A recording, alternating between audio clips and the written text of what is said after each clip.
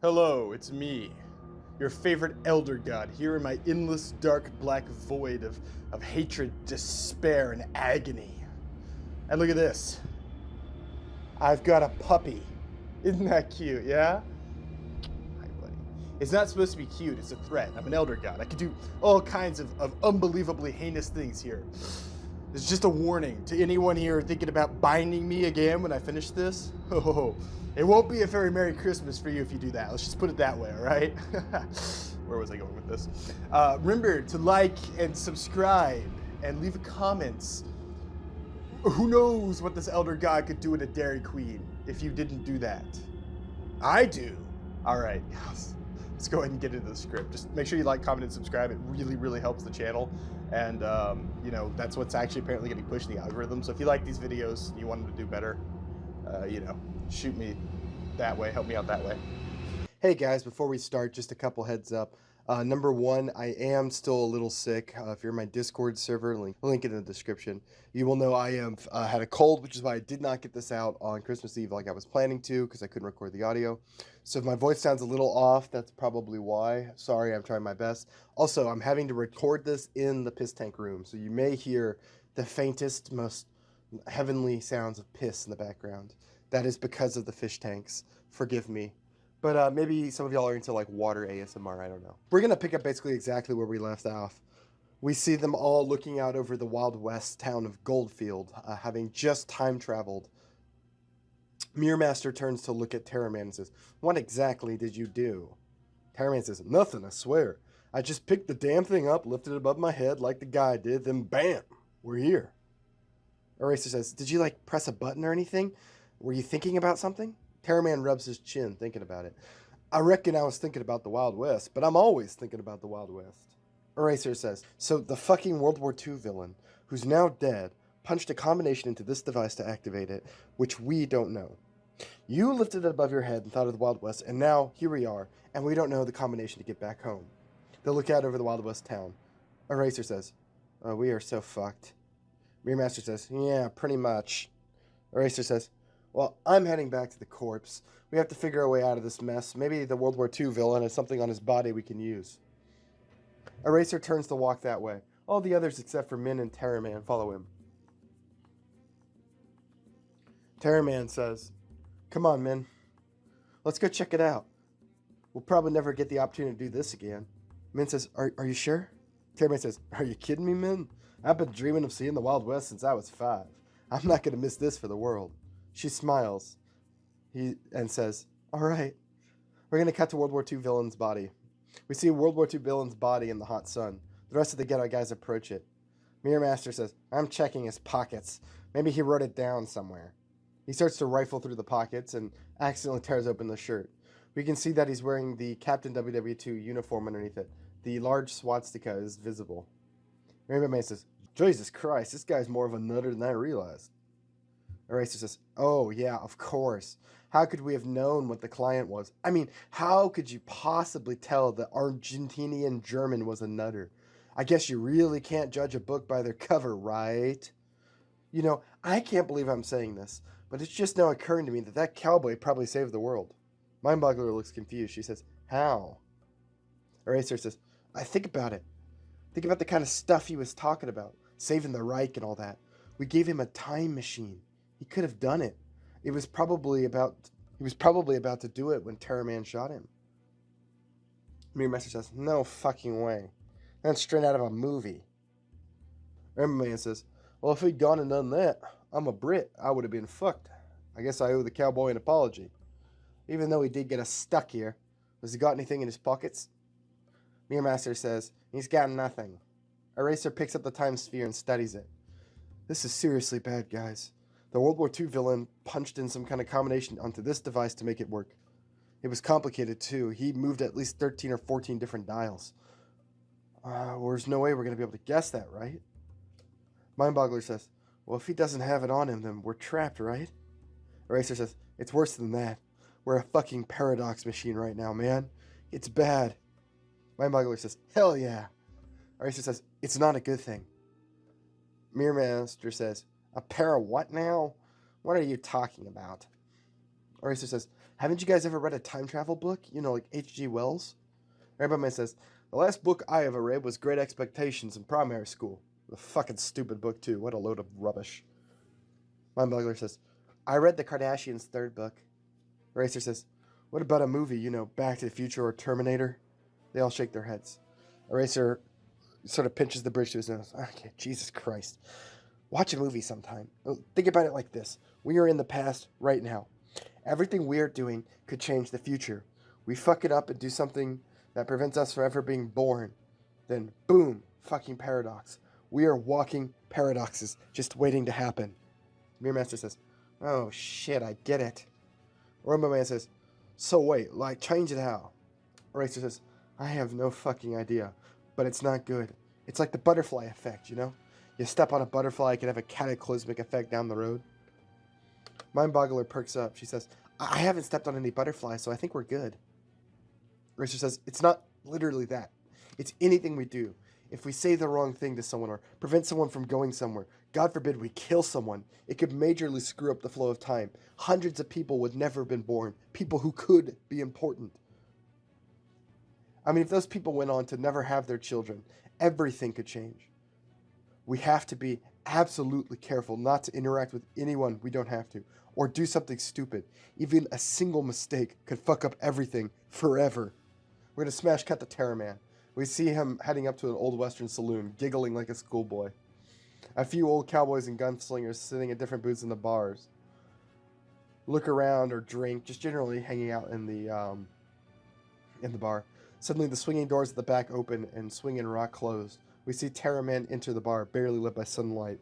He's sort of dramatic, like the western hero entering the bar sort of lighting. Very clearly a joke, the way you would shoot it. He looks up and his eyes catch the light. He smiles. He takes a minute to look at everything in the bar, and then we see Min slip in behind him. The bartender looks at him with some confusion as he walks up to the bar, and he really eyes Min distrustfully.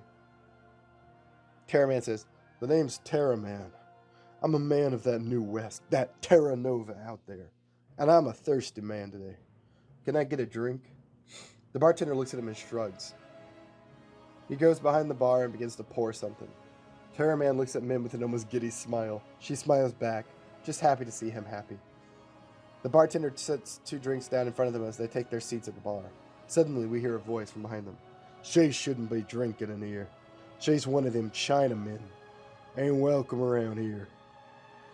Terror Man and Reach both turn to look at the man. He's an old, grizzled-looking cowboy with a few scars across his face. Bad enough we have a whore in here. I won't stand for no fucking Chinese whore. Best you leave. Terror Man's hand turns into a fist and shakes with rage. What did you just say? The gunslinger says, what? You got cotton in your ears? I called her a word I can't say on YouTube. Whore. Terror Man says, call her that again, and you'll die. 7 men stand up from different tables, all with their hands on their gun.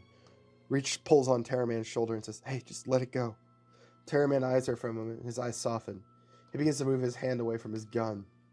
Terror Man says, that's funny, kid. Who the fuck do you think you are?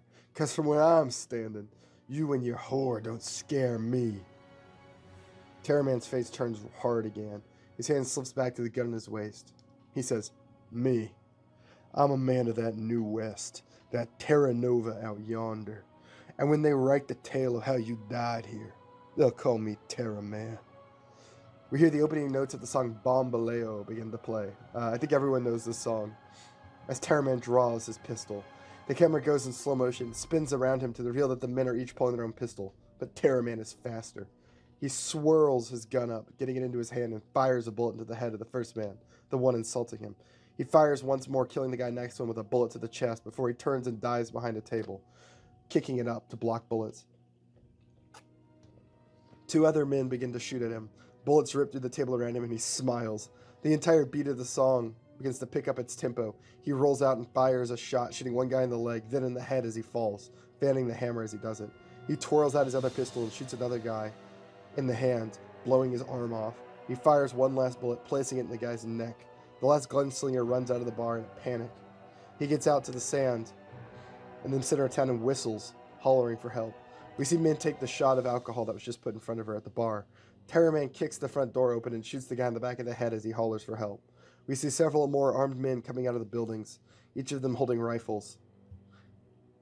The song hits its fever pitch as Terrorman finishes reloading bullets. He fires, killing man after man, twirling the guns. The camera spins around him as he fires. It's a gunslinger shootout in the wild west like he's always wanted. He laughs as he fans the hammer.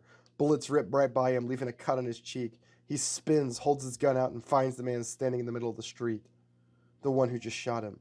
His face is half scarred, and he wears leather clothes and a hat that's ragged, a few bullet holes punched into it. A metal sheriff's badge is pinned to his chest. Terrorman levels his gun at him. Jonah Hex says, "Drop your gun or I'll kill you." Terrorman says, "Wait a minute. Sheriff of Goldtown, you're Jonah Hex. It's really you. You gotta understand, I didn't start all this.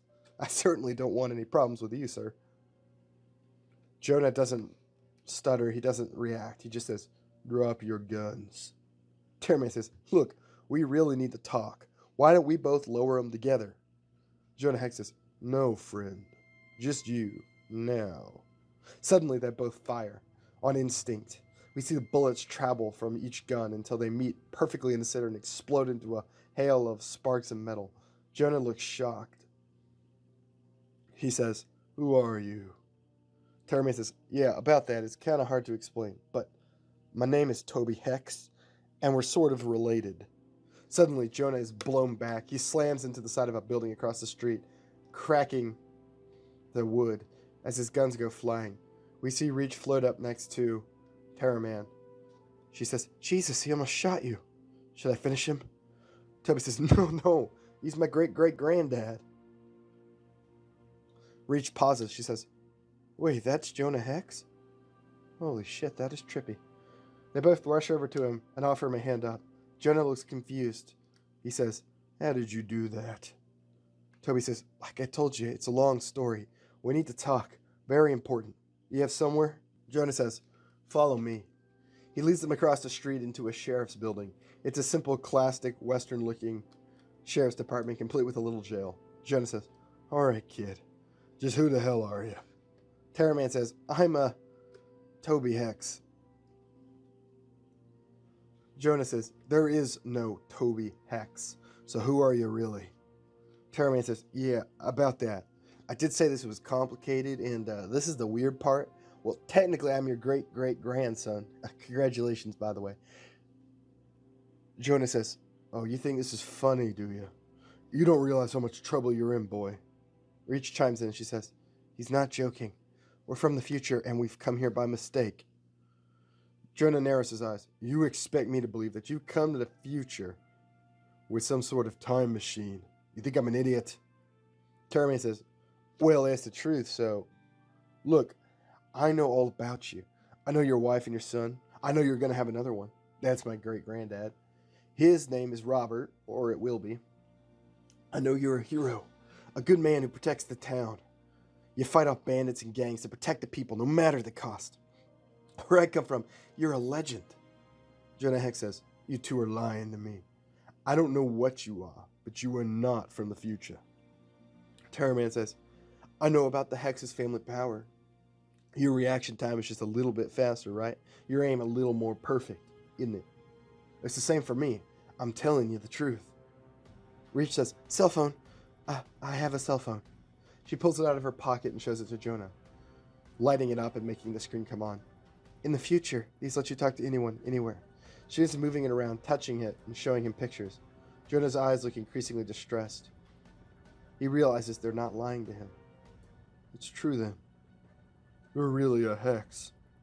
Toby says, "I am. I've looked up to you my whole life. I've always wanted to meet you, sir. You're sort of my inspiration." Jonah says, "That thing she did to me earlier, pushing me with nothing. That was some sort of something from the future, right? Some sort of technology? Like one of them new darn-fangled devices coming out of the north?" Toby and Reach look at each other and kind of shrug. "Yeah, that was what that was." Jonah says, "I'll be damned. You two are in a fine mess now, and I am too." Toby says, "Why?" Hex says, You just killed 13 people on the street. Toby says, it was justified. They drew on me first. I just put them down. I figure that's legal and all. You're the sheriff. You'll understand. Jonah shakes his head. You don't understand. Those were Jeb Turnbow's men you killed. His daddy is one of the wealthiest men in the South. Big-time plantation owner. He uses his daddy's money to set up a little empire of his own. Jeb owns most of the criminal organizations in the South. He runs the criminal underworld from Arizona to Louisiana. And you killed most of his men here in Goldfield. Toby says, you're welcome. Jonah says, it's a problem, boy. He'll be furious, and he'll come for you. I steer clear of him for the sake of my town. I'll have to be ready. But first, I've got something I gotta do, and I need your help. If you're who you say you are, you can prove it to me. This shouldn't be a problem for a hex. Toby says, anything. Jonah says, a couple of bandits from Mexico made themselves at home in a mesa a few miles outside of town. They've been wreaking havoc on all the travelers from here to Arizona. I want to put them in the dirt today. Was going to do it alone, but you've slowed me down, so I'm going to need your help. I figure you don't got any money that'll work here, right? If you're from the future? I can only imagine what your fancy future money is like. You do this, I'll pay you, and we'll be back by tonight. Terminator says, of course we'll do it. It'll be an honor. Jonah says, all right, I'm going to go get some horses and have these bodies taken out of the street. You two don't go anywhere. As soon as he leaves, Toby turns to Min. This is the single greatest day of my life. Min looks at him. Really? The greatest? Toby smiles. All right. Second greatest. He smiles at her. Min says, you know this is a problem, right? We can't stay here. Toby says, oh yeah, of course. I wouldn't even think of it. I'm sure the others will be sorting it out right now. I figure we should enjoy this while we can. We're going to cut to the rest of the Get Out guys. We see them trudging towards the Wild West town. The sun firmly overhead now, and we can see the heat scorching around them. Eraser studies the time sphere as they walk, his yellow suit draped over his shoulders and soaked in sweat. Rainbow Man is dripping with sweat as well. He says, it's hot as Satan's asshole out here. I can't believe people choose to live out here. Us Brits weren't made for the heat. Mirror Master says, we're almost there. Stop your whining. They enter Goldfield, and we can see Western people moving around. Many stop to stare at the strange people in their strange clothing. The Get Out guys are in their standard outfits. They see a general store, and they enter. Rainbow Man finds a bottle of alcohol for sale. The price tag says $2. Rainbow Man says, well, it isn't water, but I'll take what I can get. He immediately carries it up to the front. The shopkeeper looks at him. What kind of outfit is that? Rainbow Man says, the rainbow sort. Shopkeeper says, you're a limey. What brought you to Goldfield? Hey, it's time for everyone's favorite Bjorn section. History with Bjorn. To explain what the term limey means. I bet a lot of you were just thrown off by that. Limey is an 18th and 19th century insult for the British. Basically coming back to the fact that the Royal British Navy used to significantly eat limes to stave off scurvy on their boats. They used to carry limes with them. So for some reason, limey became a general insult for the British. There you go. History lesson with Bjorn over. Rainbow Man says, the scenic vistas. Now can I get my booze? He throws $2 from his wallet onto the counter. Shopkeeper looks at the money confused. What's that? Rainbow Man says, that's money, ain't it? The shopkeeper says, no money I'm taking. Your limey cash ain't good here. Rainbow Man says, no, mate. That's good U.S. cash right there. Eraser grabs Rainbow Man's arm and pulls him out of the general store. Says, the hell are you doing? I'm trying to buy a drink. Eraser says, I don't think you should be drinking alcohol right now. It's going to just dehydrate you more. And I literally just explained how one mistake here could fuck up the whole timeline. Beyond that, your money's not good here. What, because I'm British? No, because it's 1890. They used different money back then. Doesn't look like that. We see Eraser and Mirror Master. We see Mirror Master and Mindboggler walk up over here in the last part of the conversation. You mean not only am I trapped here, but my money's no good? This place fucking sucks. Mindboggler says, it's a bit of a problem, actually. We're gonna need money to get a room to sleep in, right? Eraser says, yeah, but where are we gonna get a job here? I mean, we literally know nothing about what's going on. Merman says, who said anything about a job? I'm thinking it's gonna be much easier than that. The camera pans to where he's looking. Across the street is a bank. Merman says, What about a little shop behind the god? Mirror Master says, now you're speaking my language. Let's get paid. When they cut to Terraman and Min riding up over a chasm, sort of mesa chasm thing, Jonah Hex leads them off their horses and carries a rifle. They begin to move down the mesa. He says, they're down there. Here's what we're going to do. I'm going to stand up here with the rifle providing cover. You two, and whatever you can do, are going to go down there and distract them so I can start picking them off one by one. All hell's going to break loose. Kill on sight. These guys aren't getting any mercy from us. Terraman says, yeah, well, they're bandits, right? Problem is, I don't reckon I speak Spanish. Jonah Hex smiles, he says, all the better. You'll be a stupider distraction. Go down there. Get it done. Min walks with him. She leans over and says, I speak Spanish. Terraman says, oh yeah, that's right. I always forget that. She shrugs. Yeah, well, it doesn't really come up much, does it? The two are going to enter the camp of the Mexican bandits. They come out one by one, pointing their guns at them. Terraman holds up his hands and says, whoa, hey, man, we're not hostile. We're looking to join up, right? You're the bandits, yeah? Min looks at him and starts translating into Spanish. The bandits all look at them and then reply back in Spanish. We're not interested. Empty your pockets and take out all your valuables. Man says, hey, here's the thing. We're not going to be doing that, right? The bandits slowly begin to pull their pistols out one by one. Then suddenly we hear the crack of a rifle. One of the bandits' heads explodes and all hell breaks loose. They begin to open fire. Terraman rolls to the left, dodging bullets that land in the dust behind him right where he would have been only moments ago. Reach says, here we go, making a shot for you. She holds up her hands, and three of the Mexican bandits begin to float up into the air, sort of dangling in the air. They scream as Terraman pulls out his pistol and rolls off three quick shots, executing the men up in the air. They plummet to the ground, bleeding from gunshot wounds.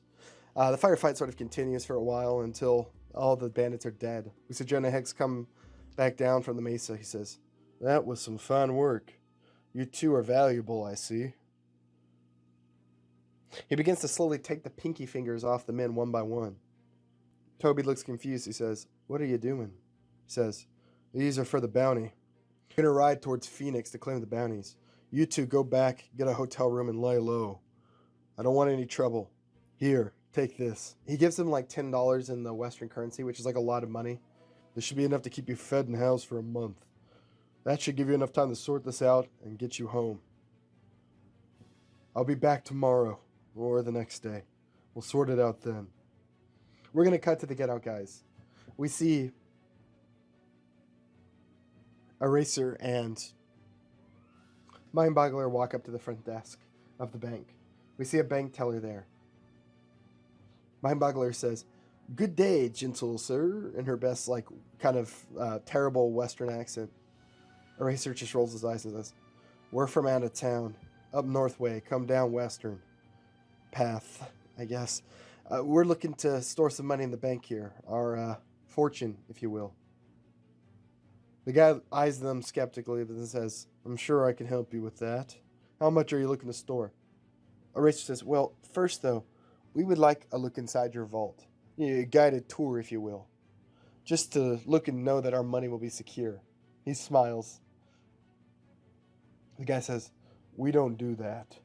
No one's allowed in the vault. It's a security protocol, you see. I'd need to get my manager, and he'd need to talk to the head of the bank, and we'd have to schedule something. Eraser says, oh, but we are scheduled. You have us on the schedule, right? Yeah. The guy says, no one's scheduled.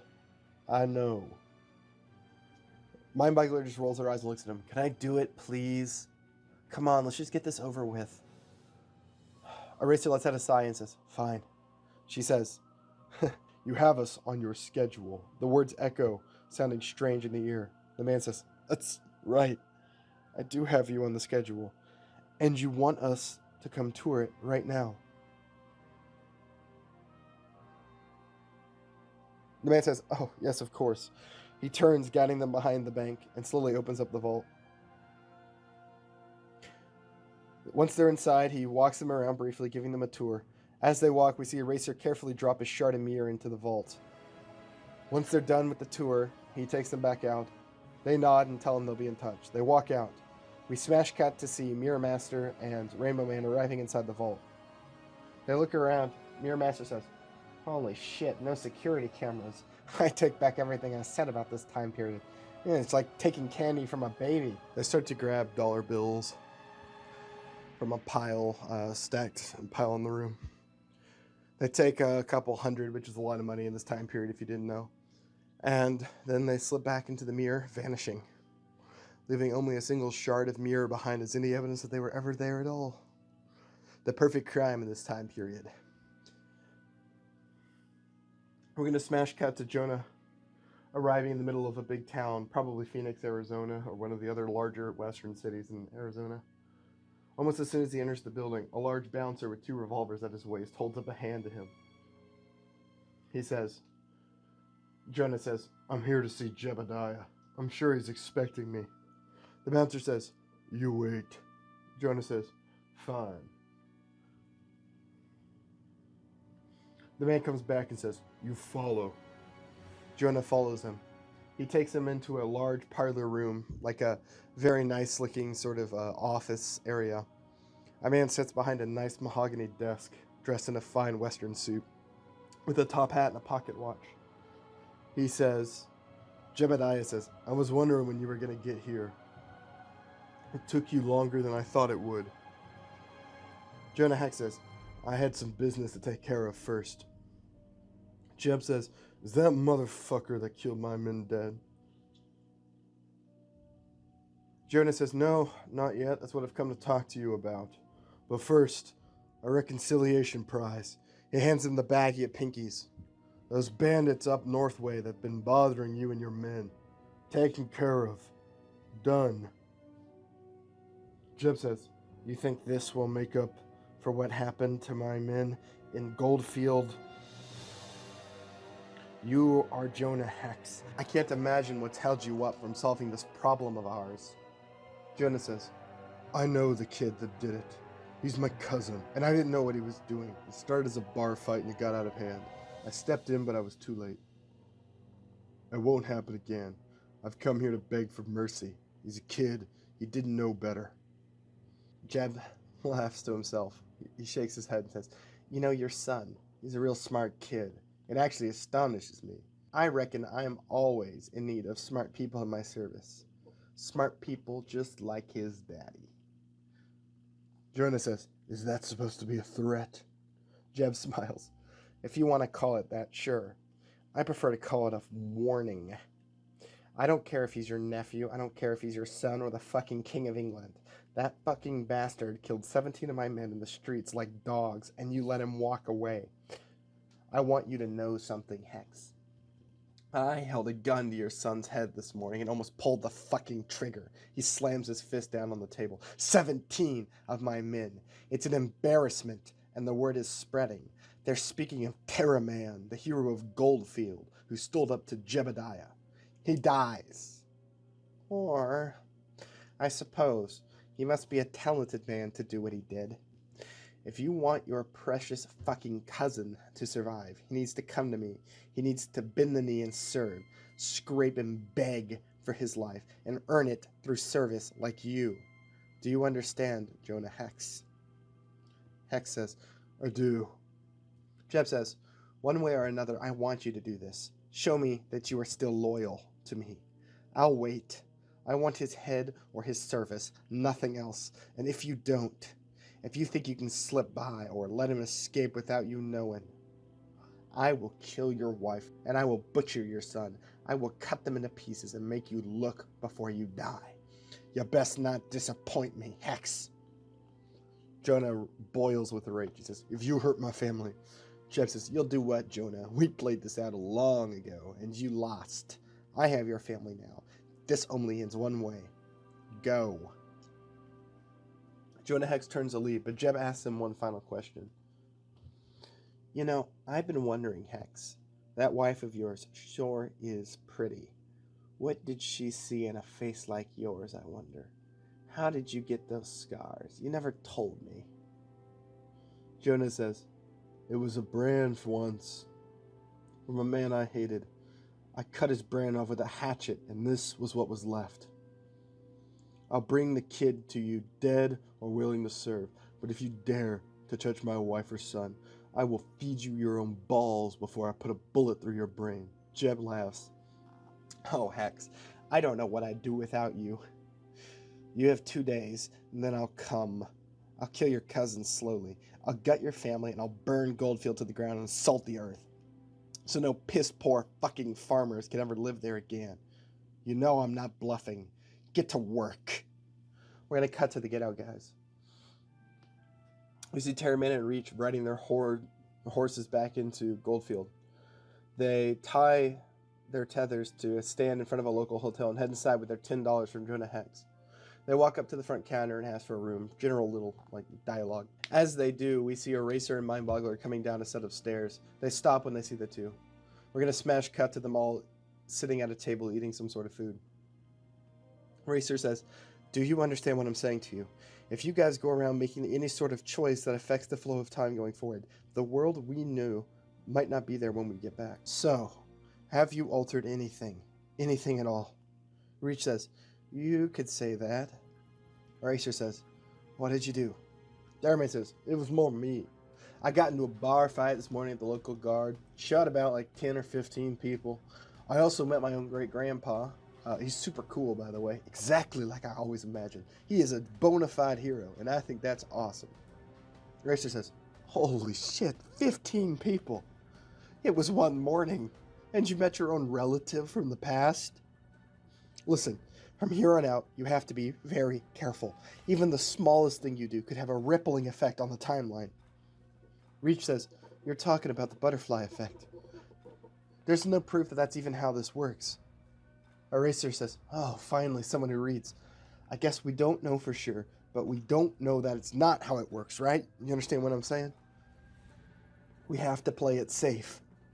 Mindboggler says, I still do not understand what any of this has to do with butterflies. Reach says, it's more of a metaphorical thing. It's from a book. Eraser says, you're wasting your time. I've explained it to her probably 6 times. Mindboggler says, I'm just saying, why would they call it the butterfly effect if it's got nothing to do with butterflies? It's stupid.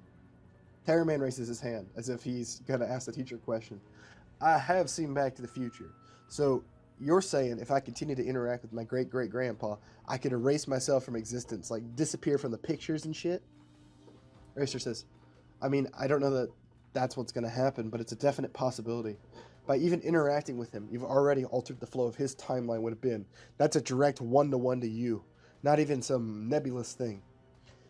I think we need to stay in our hotel rooms until we get this whole thing sorted out, one way or another.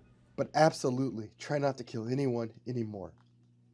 Terraman nods and says, I reckon I can do that. Reach says, I'll make sure that he does that. I think for now we need to get some sleep. We can try to figure this out tomorrow. Eraser says, yeah, probably for the best. Oh, here. He hands them $30 in old USD. Reach says, where'd you get this? Eraser just smiles. He says, we're the, Get Out guys. We sort of expropriated it. Don't go around flashing it to anyone. That's actually a lot of money around here. Should be more than enough to pay for our hotel room and food until we can figure a way out of here. Tomorrow, we're going to make an effort to figure out the time sphere and try to crack its combination code. Actually, Min, I might need your help with that. You might be the only one here besides me who even has a chance at it. You seem more intelligent than the rest of these guys. Mindboggler says, hey. Eraser says, well, it's true. Reach says, yeah, okay, I'll come over and take a look. But if I had to guess, if it works how you say, we're just going to have to guess and check, right? Eraser says, I hope not, because if we do, we're not leaving anytime soon. It's going to be a serious problem. We're going to cut to a montage of the Get Out guys. We see Eraser and Mirror Master and Rainbow Man napping in various positions. Mindboggler watches Reach and Eraser guess combinations on the time sphere. We see Terraman patrolling the town. It's very clear that he's basically intentionally aura farming like a cowboy in a movie. Many of the locals actually look at him with reverence. We hear a few whisper, that's Terraman. He freed us from Jebediah Turnbull. He's a hero, they say. Another local says, I hear he's the best gun in the West. Even better than Sheriff Hex. We see a little girl approach him nervously. She says, Mr. Terraman, I lost my pet cat. You think you could help me find him? Terraman smiles at the little girl and says, Well, of course, I reckon that couldn't hurt anything. She's the cat, right? You reckon you know where you last saw it? Little girl says, yes, sir. I saw him by the shed at our house. Terraman says, show me where. We're going to hard cut to Terraman climbing underneath the shed with his ass and legs sticking out through a hole. He manages to wiggle his way out, holding the cat in his hands, and he very carefully hands it back to the little girl. He says, now don't be losing him again. It was kind of a pain in the ass to catch him, and he does like to scratch. The little girl says, thank you, Mr. Terraman. You are a really nice guy, like they say. Is it true that you're the best gun in the West? Terraman smiles and says, maybe. I reckon I don't know. The little girl says, I think you are. It's nice to have a hero like you around. Terraman says, it's not like you haven't had one before. You got the sheriff. The little girl says, oh, yes, but, Sheriff Hex, he ain't like you. Terraman smiles. He says, don't let his scary face fool you. He's one of the good ones. We're going to cut to the sheriff's office. We see Terraman sitting in the sheriff's office when Jonah Hex arrives. He looks worn out from the traveling. His eyes almost immediately lock onto Terraman. Jonah Hex says, oh, good. I don't have to find you. We need to chat. Terraman says, about what? Jonah Hex says, about your future here. I need to know. Will you be able to get back from where you're from? Terraman says, I don't know. But from what I'm hearing, if we can, it's going to be a while. Jonah Hex says, that's what I was worried about. Then we have another issue at hand. That concerning Jebediah Turnbull. Terraman says, I thought you were handling that. Jonah Hex says, it didn't go quite as well as I'd hoped. You see, Mr. Jebediah is a very powerful man, and his influence spreads to this town and all the others around it. And he's right pissed that you killed his men. Terraman says, they deserved it. Jonah Hex says, that doesn't matter, boy. The point is, he's given me two choices. Either I kill you, or you bend the knee and serve him until you're able to leave. He'll probably leave you with me, watching over his interests in this town. Nothing too complicated. Terraman is shocked. It's in his voice. What? Jonah Hex says, you have two choices, son. You die, or you serve. You didn't leave him much choice when you killed more than a dozen of his men. Terraman says, you work for Jebediah Turnbull? Jonah Hex says, I do, and I have for about 3 years now. He mostly leaves me alone, but sometimes he gives me an order like today. It's not a bad life, all things being considered. I'd take that deal if I were you. Terraman says, no, this is all wrong. You're supposed to be a hero. They said you fought off Jebediah, that you saved the town from him. Hex laughs. That's a story, and it ain't a reliable one. I don't know what they'll say about me in the future, but I am no hero. There's no such thing. Terraman shakes his head. You're wrong. There are heroes. People who are willing to do the right thing even at their own expense. People who stand up to villains and bullies. People who are good and selfless. Hex shakes his head. It's a nice thought, boy, but it's naive. Ain't no one really selfless. I tried to do that once. There was a time when I was like you. I was idealistic and thought I could save the whole world. I helped the poor and the desperate, and I fought off crooks and criminals. And then I picked a fight with someone who was bigger than me, someone more dangerous than me. The same man whose men you just shot in the streets, and Jebediah took almost everything from me. He has my wife and my child, and I will not lose them. You want to be a hero? I think that's fucking naive. The world is a cruel and vicious place. You show it an ounce of kindness, and it will tear everything from you. And that's what heroes get. Even if you survive me, do you think Jebediah will ever stop hunting you down? You think that woman of yours would be safe? I can tell you the answer. Terraman says, you're wrong. Hex says, am I, boy? Because I don't think I am. What has being a hero ever gotten you? Where have you ended up? I can tell you where you're going if you keep on like this. Right into the goddamn grave. I have seen it so many times. My brother was like you and he's dead. They were generous giving you this offer. I had to fight to get it for you.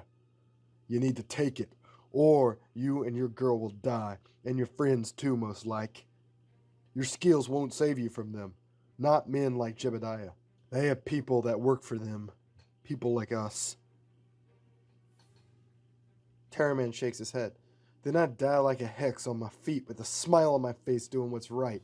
Fighting back. When did the world decide that being good was naive? Because I think you're wrong. I think it's the opposite. I think if you go around being evil and hurting people everywhere you go, then they will turn their back on you. There is a time when a man has to take justice into his own hands, regardless of the risk, because it is what is right. How can it be naive to be a good man, to be a hero? If being kind and good is naive, then goddammit I am naive, and I will be naive until the day I die. Because I'm Terraman and you're just a disappointment. Hicks says, you know what comes next if you don't bend the knee to him, boy. They will kill you. I will kill you. Terraman says, yeah, I reckon I understand.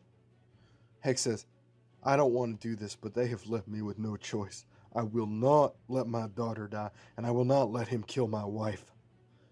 Terraman says, there's another way. We can save them. We can fight back, like the fight in the canyon today. It doesn't have to be like this. Hex says, it does if you won't bend the knee. The time to fight is long past.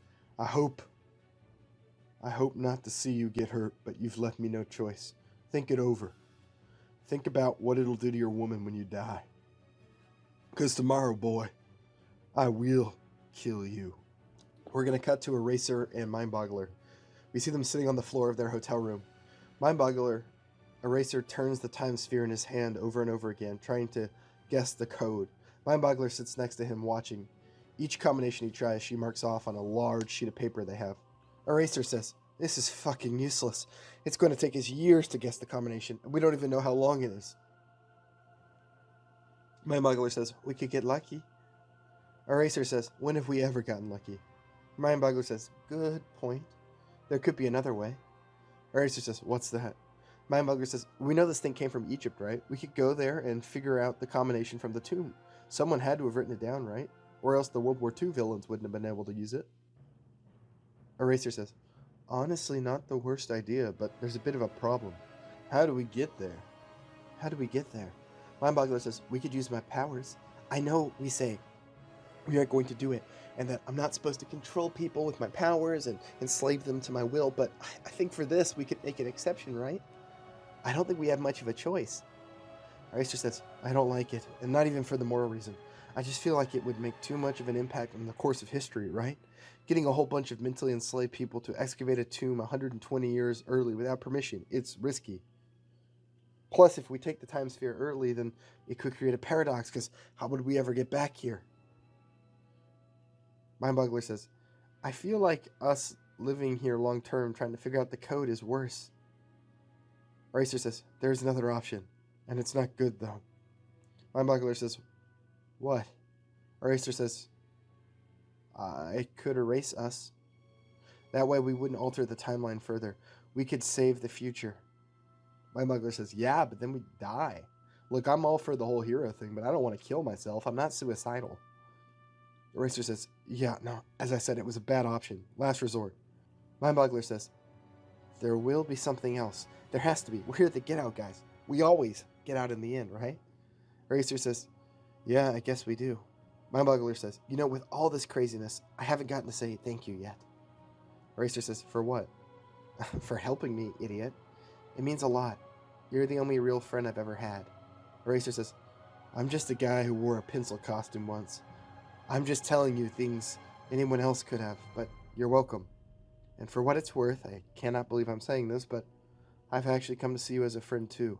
And I mean that. Mindboggler says, hey, I like the pencil costume, for what it's worth. I've just been looking back on my life and all these horrible things I've done, the people I've hurt, and I didn't even really used to think about it, but now I can't stop thinking about it. Eraser. Eraser sets down the time sphere and looks at her. I know the feeling. I think better than you might realize. Mindboggler says, I mean, how can you? You're practically a saint compared to me. Saint Pencil.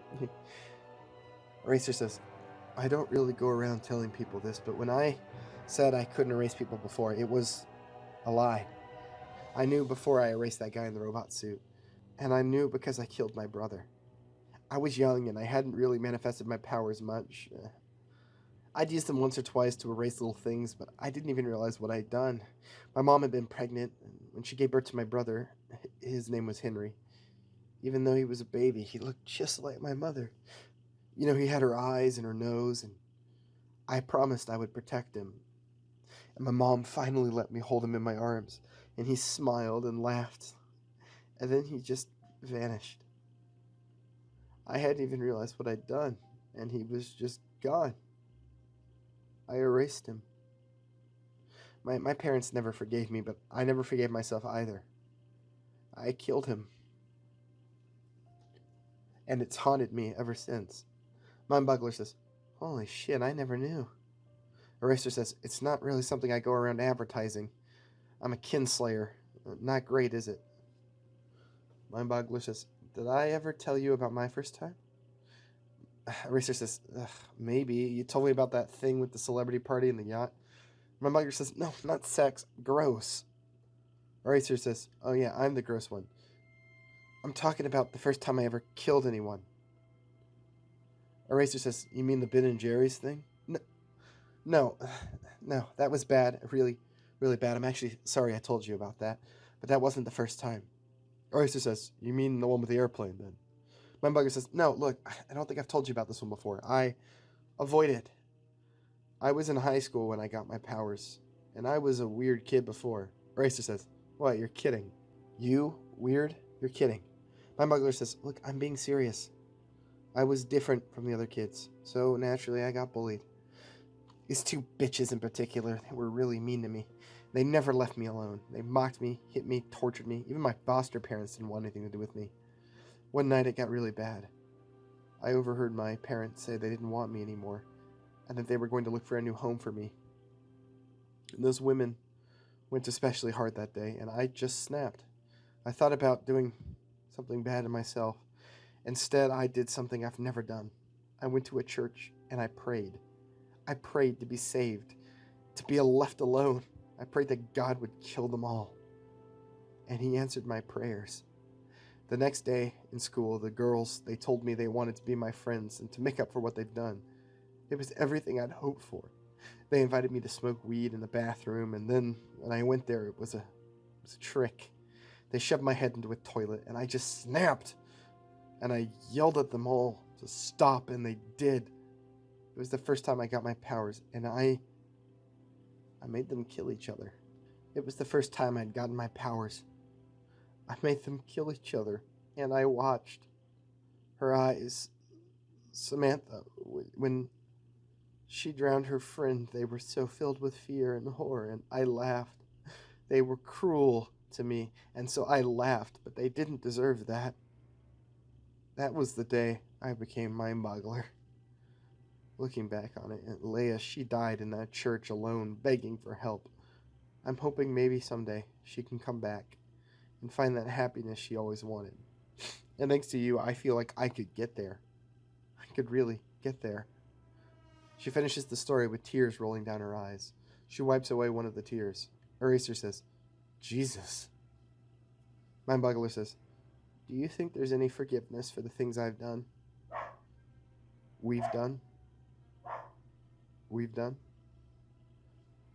Eraser says, I don't know. I think some things can't be erased, but you can keep being better and try to make up for it. I think there's some forgiveness there. Mindboggler says, thank you. I would have never changed if it weren't for you. You were the only one who ever told me the truth. Everyone else was too afraid. You know, you're braver than people give you credit for. Eraser says, no, I'm really not. Come on, let's get back to it. We can trauma dump more later. We see them trying combinations in the time sphere again. We're going to cut to Terraman and Reach. Terraman enters the room with Reach, and she immediately rushes up to him. You talked to your great-great-grandfather again, didn't you? Terraman nods. She says, how'd it go? Terraman says, badly. Reach says, how so? Terraman says, my whole life is a lie, man. Everything I ever believed in. Reach says, tell me what happened. It's my great-great-granddad. He ain't some hero. He's a criminal serving Jebediah Turnbow. They've given me two choices. Sir Jebediah and his crime ring, or Jonah Hex kills me, but I won't serve a man like that. Reese says, so what does that mean? Terrorman says, it means come tomorrow, I will be meeting Jonah in the street. It'll be a duel to the death. One I intend to win. Reese shakes her head. No, this is a bad idea. You have to be careful. You can't kill him, remember? Terrorman says, I know, I don't intend to kill him. The thing is, man, he told me things. Horrible things. Told me that being kind was naive, that being a hero and helping others only gets me killed. Everything I thought he stood for is a lie. The role models I looked up to are nothing but figments, and this place, it's nothing like what I thought. Min shakes her head. I don't think you're naive. Well, not completely. You know what I see when I look at you? I see a hero. The one who protected me from bullies when I was defenseless. The kid who made me smile when I was down. The guy who almost gave up his own freedom to help some poor steel workers who were going to lose their jobs and their homes. You make everyone around you better. You make them happy. You make them smile. You help others even at your own expense. And maybe that is a little naive. But I think it's good. Terrorman begins to cry. He says, thank you. Min says, Toby, you are the best man I've ever met. Kind almost to a fault, and brave. So brave. So what if he isn't what you thought? You are everything he isn't, and that's all right. Look at me. If the illusion of him got you here, then that's all that matters. She wipes away some of the tears from his eyes. Terrorman smiles, says, I always heard to never meet your heroes, but this place isn't what I thought in general. People here are harsh and cold. I mean, they're scared, men. Scared of criminals, and maybe even Jonah Hex himself. They need Terrorman. They need my help. Reach says, then you give it to them. Protect them from Hex if you need to. Just be careful for me. Your great-grandpa is a dangerous man. I see it in his eyes. You may not be willing to hurt people, but he is. I just know. I've seen that look before. Terrorman says, yeah, you're probably right, but he doesn't frighten me. Min backs off him. Min says, well, that's good, I guess. She backs off him and sort of spins to the center of the room, then holds out her hand to Toby. She says, come on, you owe me a dance. Terrorman says, I do? Reach says, yeah, that night you went and got yourself arrested. That was supposed to be our prom. You were supposed to dance with me, and you didn't show. So, come on, you owe me a dance. She holds out her hand to him again. This time he smiles and takes it. The two begin to dance as the song So Cold by Balu Brigada, I think is the name of the band. There, it's on the playlist. They spin and dance across the room as the song plays. At one point, Min even floats off the floor and spins in the air before landing back into Toby's arm. She laughs as she does, but Toby notices the tentacle in her arm grow ever so slightly larger. Just a small amount of the tentacle creeps further up her arm. His face turns to a frown. The song dies as the two make their way out to the balcony. Toby looks at her and says, your tattoo is getting bigger. I know this was supposed to be our last one. I think maybe when this is over, you should stop using your powers. Min says, yeah, I've been thinking about that too. I thought I could hold it back on my own, but it's getting harder. The powers are just like walking for me. I don't know, I've always used them. It's hard to stop, you know? I know we've talked about it, but the thing inside of me, Toby, it's bad. It has a way of worming into my mind sometimes. It can make me think bad thoughts. My mother warned me about it. It was what happened to my dad, in the end, what killed him. I'm scared, Toby.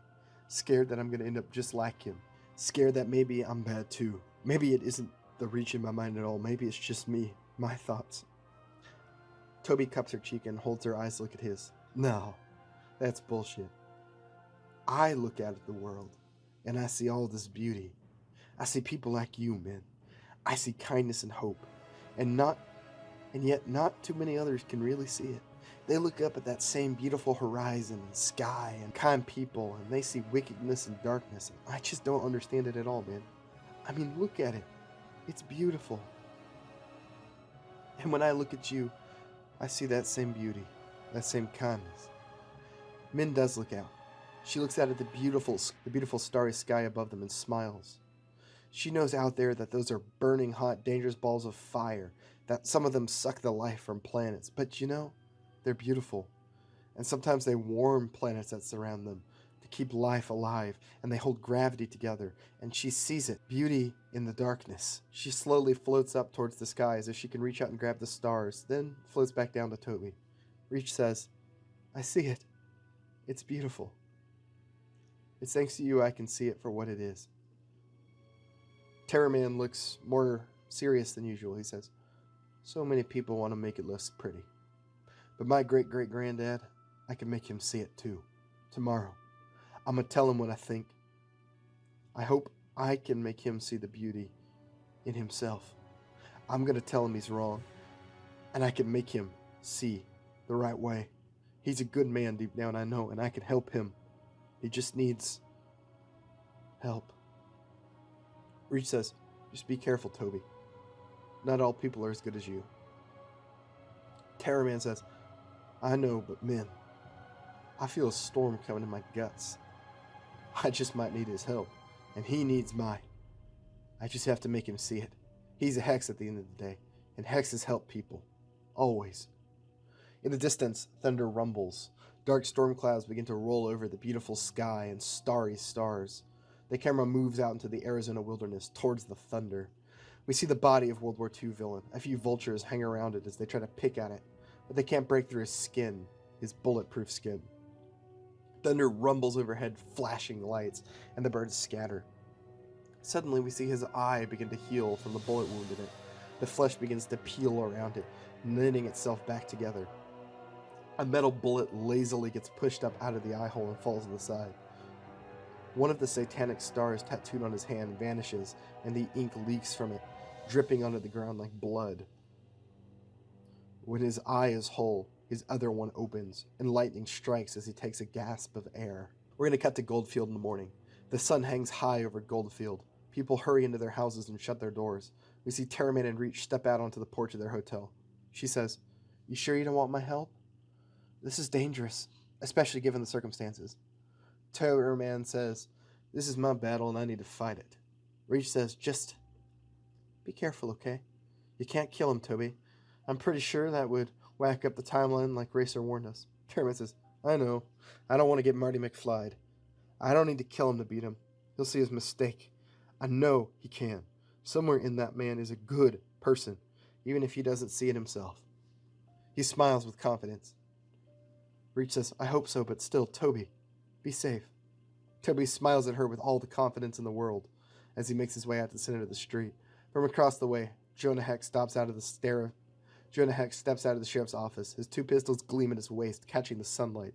His eyes are filled with sheer determination. He says, "Last chance, boy. Please reconsider this." Terrorman says, "I won't. Last chance for you too, sir. It's not too late to fight the right enemy. We should not be doing this. It's a waste. Together we can beat this Jebediah. We can free your family and make the town better. You can still be a hero. Please, Jonah, I know you have it in you." Jonah Hex stops, pausing to think. Then his face hardens. "No, I don't. Not anymore. So it comes to violence. Don't say I didn't warn you." Eraser and the rest of the Get Out guys arrive on the porch next to Min. Eraser says, "Oh, what's going on here?" Min looks over at him and says, "Family drama. Toby's about to duel his great-great-granddad." Eraser says, "Well, that's a great way to erase himself from the timeline." Min says, "He won't." Eraser says, "Well, that's reassuring." Rainbow Man says, "Well, a real Western shootout. That's pretty badass." Min looks nervous. Mindboggler seems to notice. She bites her bottom lip, then approaches her. She says, "Hey, it's gonna be okay. I've seen him fight. He's, got this." Min smiles lightly at her. She says, "I hope so." We're gonna begin a Western standoff. Both Toby and Jonah stare each other down. Their fingers inch closer to their guns. The music swells, and then they draw. Both pistols whip up out of their holsters. We see it in slow motion. They both fire bullets, and they launch towards each other. Toby almost immediately throws himself to the side. His bullet goes wide, missing Jonah almost on purpose, but Jonah's bullet grazes the side of his cheek, taking a chunk of it off. Toby just barely got himself out of the way. They pull their pistols up again and fire once more. Toby's bullet knocks into Jonah's, making both bullets go wide, and this time Toby fires first. His bullet travels right into Jonah's gun, knocking it from his hand. The gun falls to the ground behind him. We see Toby holding up his firearm, smoke curling from the barrel, and blood running down his cheek. He pulls back the hammer on the gun again. Tarman says, "You're beat. Surrender." Jonah Hex just stares at him and then says, "You're not gonna kill me. I see it in your eyes. I warned you, son. Naive." He turns his back on Toby, begins to slowly walk towards the ground where his pistol is.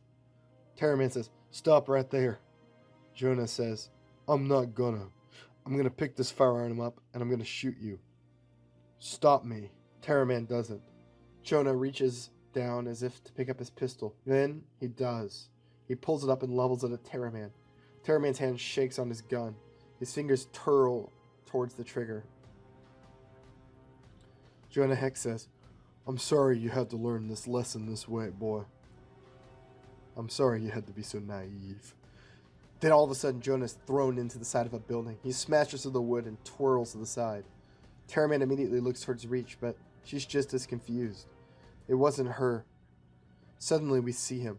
He hovers over the building behind Jonah, Captain WW2 villain. Tarman locks eyes with him and says, "Oh no." Eraser says, "Oh shit, he's alive." The captain floats down until he lands in front of the Get Out guys. He says, "You know, it is very rude to kill your client. Bad business." Rainbow Man says, "Yeah, listen mate, it wasn't the plan, but you were wearing big fucking swastika pajamas the whole time, and I feel like that wasn't made clear to us. I have a policy of avoiding working with World War II villains." The captain says, "Shut up. Where is the time sphere?" Rainbow Man says, "The what now? I don't know what you're talking about, mate." Suddenly, a bolt of energy strikes Rainbow Man in the chest, and he sits sprawling back into the bar behind him. He shatters against the glass bottles lining the shelves. The captain says, "I know you have it. You're stuck here. Give it to me and I will free you from this place." Eraser chimes in this time. He says, "We can clearly see that he has the time sphere behind his back." He says, "Once again, the big swastika on your chest is sort of a deal breaker. I think we've got a pretty good idea of what you want to use it for, and frankly, we aren't interested. We know the kind of guy you are." WW2 villain says, "You know nothing about me. I want..." Bullets begin to bounce off his skin as Tarman opens fire. Captain WW2 turns his attention back to him. He flies towards him with a burst of speed, grabbing Tarman by the neck and throwing him into a building. The top part of the building collapses on top of him, covering him with bits of wood. Reach lets out a scream and flies towards the captain. She holds out her hand, and he's thrown backwards, slamming into the ground. She holds him there under the pressure of gravity itself. As she yells, we see the tentacles growing up her arm slightly more. She holds him there as he begins to get pressed into the ground. He tries to fight back with his own power, slowly beginning to lift himself, but she doubles the effort of gravity on him. It's clearly taking a toll on her. She says, "This World War II villain piece of shit just hurt Toby. Erase him. We can't kill him normally, clearly." Eraser says, "Yeah." He begins to run towards Captain WW2 villain. Suddenly, the captain manages to stand back on his feet, withholding the strength of gravity. He holds out his hand and a pentagram appears, burning in fire on the back of it. Blood magic. A fireball appears from his hand and then slams into the side of Reach, sending her crashing into the rubble near where Toby landed. Eraser says, "Shit." The captain turns out both of his hands towards Eraser and forces him back by something we can't see. Eraser is clearly levitated off the ground, then thrown into Mindboggler just as she's about to cry out words to control Captain WW2. We see the time sphere knocked out of Eraser's hand. It bounces and rolls across the street towards the rubble on the opposite side. Captain WW2 villain didn't notice. Suddenly, Mirror Master holds up his disintegration ray and fires. It bounces off WW2 villain's skin like a mirror and flies back towards the hotel. It makes impact against the wood and explodes outward, sending shards of wood flying into Mirror Master. We see Eraser roll on top of Mindboggler just in time as the shards of wood vanish on contact with the skin, protecting her. An entire half of the building is disintegrated by the rest of the beam. Captain WW2 says, "How pathetic. You could have been venerated in another world, but look at you. You will be called cowards, those who fought against the necessary and good change. That is the time sphere." Suddenly we see Tarman stand to his feet. Blood runs down his nose and mouth. In his hand he holds the time sphere, in the other his revolver. Captain says, The cowboy. Good. Hand me the time sphere, and you will have fame and glory, wealth beyond your imagining, and a new place of honor in the new world. You see, the sphere protects those who use it from the alterations of time. You will not cease to exist, my friend. You will get to live out your life in a world free from strife and chaos.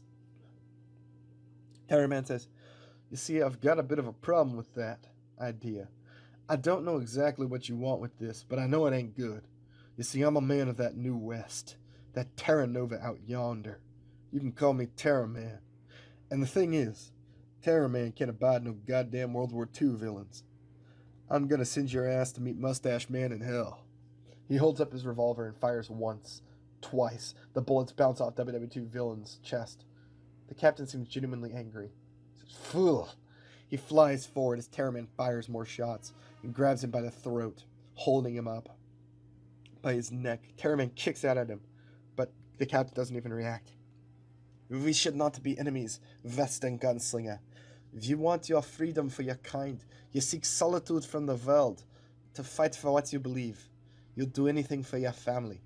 We are so similar. Terraman says, not likely. The captain says, how disappointingly small-minded. You remind me of someone I knew long ago. My brother. So kind and heroic, willing to sacrifice himself for the sake of others. You even have his eyes. I've missed those eyes. It's going to make this hard. But I killed him too, and I will do anything to make up for that mistake. Anything, you understand. All of this, it is for him. So please, Guild, do not make me do this. Maybe it's naive to be a hero, but it's what I want to be. So fuck you, World War II villain. I'm Terraman, and I won't lick Mustache Man's boots.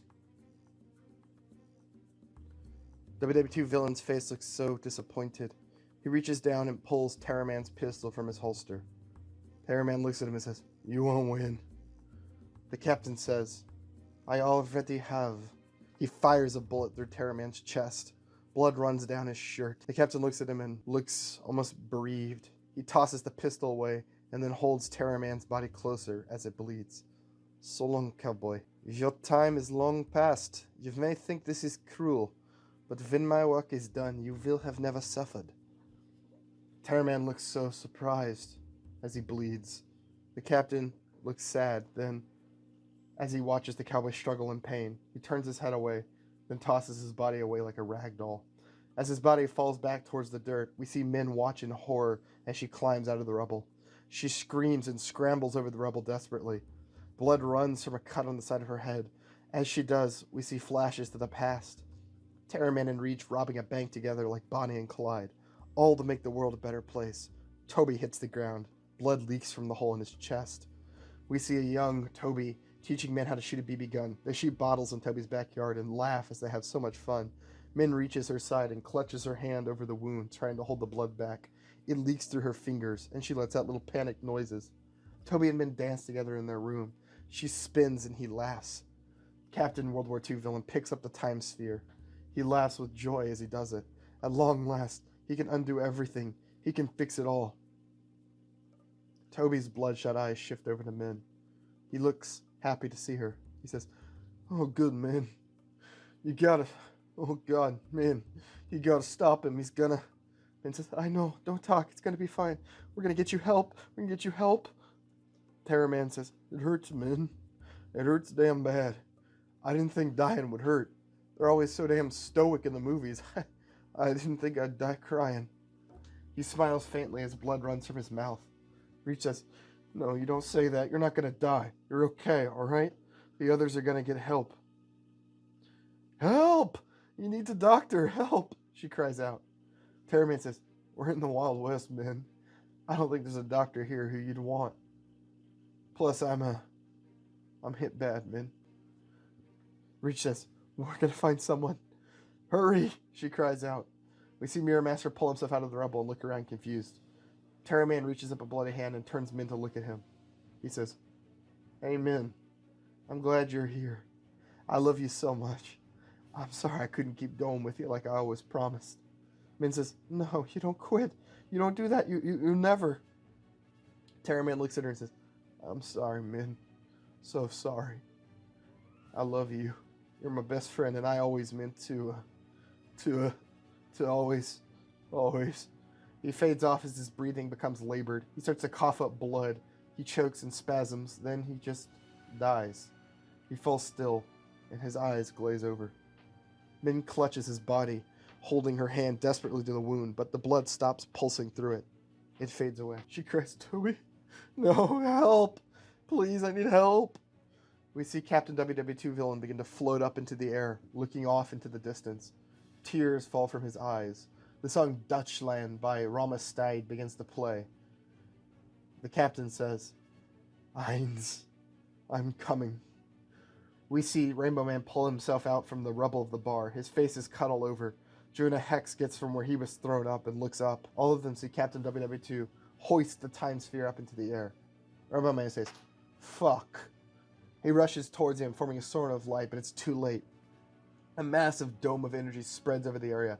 There's a flash of light, and the Get Out guys arrive in the middle of World War II. We see men rushing through trenches and artillery fire lighting up in the distance. The ground is covered with a hazy mist, and the screams of men carry through the air.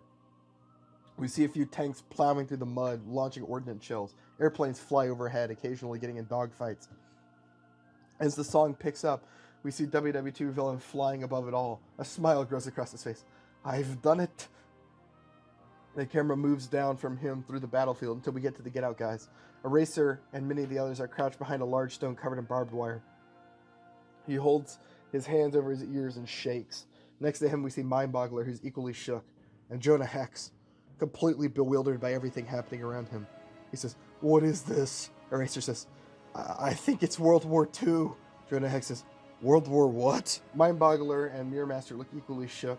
Rainbow Man peers around the side of their cover and sees Captain WW2 villain floating. He says, alright, listen up, boys.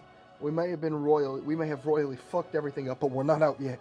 We cannot let that fuck World War II villain get away. Eraser says, you're right, but if he does what he wants and relights the world, we're fucked. The whole world is boned.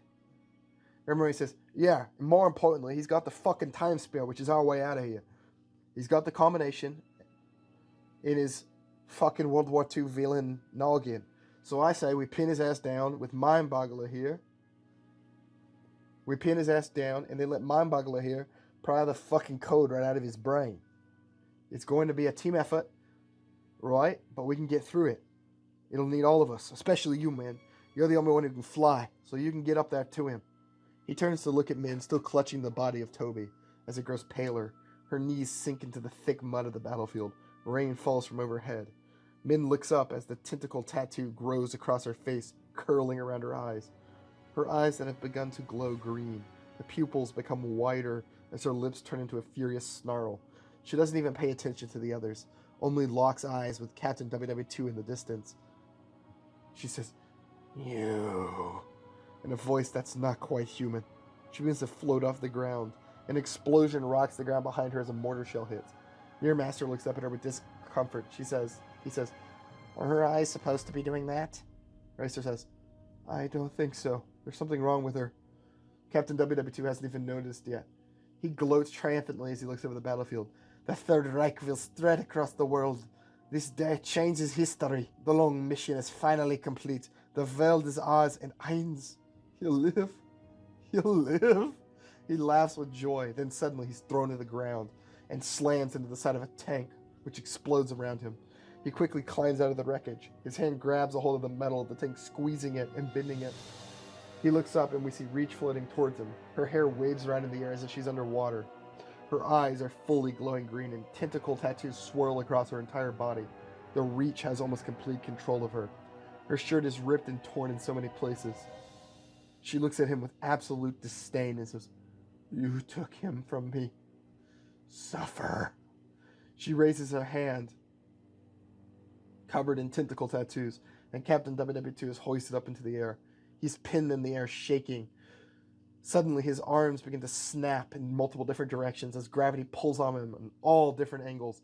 His bones and ribs, his legs, all snap. He screams as all of his bones in his body are snapped as gravity rips and tears at him. His head is suddenly snapped around. completely ripping out his throat. His body dangles there, dripping with blood, and Min lets it plummet to the ground. The Get Out guys slowly approach her. We see Mirror Master walk up to her, where she's floating. He says, "Jesus, I think you got him." Min turns to look at him, revealing her face. Her eyes are like an octopus, and she looks at him and smiles, revealing teeth like an anglerfish. The tentacle tattoos squirm across her face. The Reach has her. Mirror Master says, "What the hell?" Then suddenly, he's lifted up by her hand and thrown back. He slams into the rock Eraser is hiding behind. His head hits on the rock, and the screen goes black. In that blackness, we see ripples, as if there's water. They flow in recognizable patterns, footsteps, someone walking through shallow water in complete darkness. The camera cranes up slowly and ominously. We see green shapes appearing on the horizon and flow like twisting hurricanes. And in that black void, we see Min. She looks confused. She looks around, unsure of what's going on. She says, "Where am I? What's going on? Toby, are you?" "Oh, he's dead." The realization hits her like a train. She falls to her knees and begins to cry. Suddenly, the entire world flickers like static on a TV. Min is looking around again. She's standing, but she was just on her knees, and then we hear a voice. "There you are, Min. I've been looking all over for you." She turns around and we see Toby Hex, dressed in normal jeans and a t-shirt with Alan Jackson on it. Min says, "Toby, but you died. I saw it." Toby says, "What? No, I didn't die. I got a doctor to me. Don't you remember? You wouldn't believe it, but my great-granddad knew a good one in town." "I was right, Min. There was good in him. He changed his way. He saved my life, Min." Min says, I mean, you weren't breathing. There was so much blood, Toby." Toby looks at her and says, "You're mistaken, Min. Look, I'm right here." He walks up to her and takes her hand in his and lifts it up so she can touch his face. Solid. He's real. Toby says, "I know that must have been so scary." Min doesn't even listen. She wraps him up in a hug and kisses him deeply. She says, "I thought I lost you." Toby says, "I'm not going anywhere. You and me till the end, right?" Min says, "Always. But where are we? This isn't right. This is like..." Suddenly the screen flickers again, and the two of them are standing hand in hand in the middle of Goldfield, in the modern time, just like they left it. Toby says, "What do you mean, Min? We're home." Min says, "Oh, that's right. I think I'm losing it, Toby." Toby just says, "You're just having one of those days, Min. We all get them." Min says, "It's just, something feels so wrong. It's like a gut feeling, you know? Where is everyone? The town's empty." Toby says, "Empty? No. Look, Min, they're right behind you. After all, it is Christmas." The screen flickers again. Min turns around and we see a buffet table laid out with all sorts of holiday foods. A beautiful Christmas tree and lights strung everywhere. It's beautiful. And everyone she's ever loved there is there. Her friends, her mom, and in the middle of them all, standing in the front of the crowd, is her father, just like she remembered him. And Min begins to cry. She says, "Dad?" Toby says, "Of course, Min. Your dad wouldn't miss out on Christmas, would he? Go on." Min walks over to him as tears flow from her eyes. She still doesn't believe it. I mean, he's been gone for... She can't remember. But it's been a long time. Then she finally reaches him. She looks up at him. Her father says, "My little Min-Sing, all grown up. You know I love you more than the moon loves the sun." She wraps him up in a hug. "I missed you so much." Min's father laughs. "It's only been a few weeks, Min, but I'm glad to know college hasn't changed my little girl too much." He looks past her at Toby and says, "So that's him, huh? The boyfriend." She says, "Yeah, this is him, Dad. This is Toby, the best man I ever met." Toby smiles at her, and behind him we can see octopus tentacles creeping underneath his skin, puppeteering him. The sudden, beautiful illusion is pulled away, and we see that endless black void of nothing but Min standing alone. But she doesn't even seem to notice. She continues to smile and laugh, talking to no one. She comes back up to Toby and takes his hand again, and they begin to dance. She looks at his face as he smiles. We're going to smash cut from that smile to Toby's dead corpse laying in the mud. His eyes are glazed over and blood runs over his nose and lips. He sinks deeper into that deep mud, with all the other soldiers lost in the war, another casualty, forgotten. And in the distance, we see Min floating, tentacles beginning to writhe out of her back made of ethereal energy. She turns into the distance and holds her hand out, and a portal begins to open up, triangular, glowing green lights, and beyond it a black void filled with swirling tentacles, something unknowingly heinous, something horrible. The Reach. Yep, so welcome to our third act twist villain, who is of course Reach herself. I planned this the whole time, and I've been keeping this in my back pocket for a long time, and I am so excited to finally reveal the third part of this script, which I will be entitling the third act, The Reach Unleashed. I said it on the poster, and I've said it several times. The Get Out guys are fucked. Let's go into that outro. Oh yeah, I did that. I purposely introduced someone I knew would be a fan favorite character, only to kill them off in their first major movie appearance. You think I didn't know what I was doing to you? It was calculated. I am an evil elder god. I am an evil elder god of infinite power. I know exactly how to torment each and every one of you. So Merry Christmas. Your gift is the fact that I killed Terra Man. And if you think I'm done, you're gonna have a very, very unholly new year, because that's only 1 down, 3 to go. Stew on that. And we'll see you next time, when this elder god finally breaks free and unleashes all of the things he wants to unleash, which bizarrely revolve around Dairy Queen. I've been really craving a dip cone. Just or else. Anyway, like, subscribe, and I'll see you all in the next one. Leave a comment if I surprised you yet again. I'll see y'all then.